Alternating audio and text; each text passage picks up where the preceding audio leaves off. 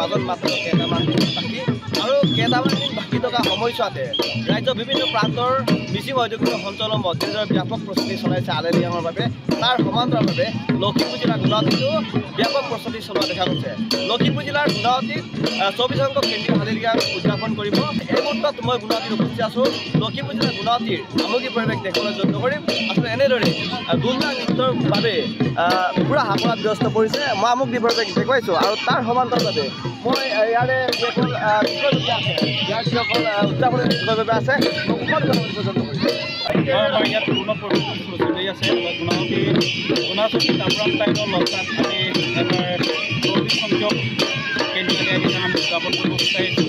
আমি পূৰ্ণ প্ৰস্তুতি চলাই আছোঁ। আমি গুমৰাং পৰা সকলো আমাৰ কালচাৰ যিকোনো আমাৰ কালচাৰ নাচৰ যিবিলাক আমি পূৰ্ণ প্ৰস্তুতি আমি চলাই আছোঁ। গতিকে আমাৰ মানুহৰ প্ৰথম গুৰুত্বই আমাৰ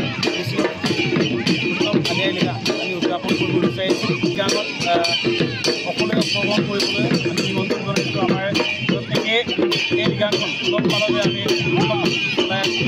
গতিকে 19 তাৰিখ দিনা আমি ভালকৈ গুণাচকী কেন্দ্ৰীয়ভাৱে আমি উদযাপন কৰিছোঁ। উদযাপন কৰিব 19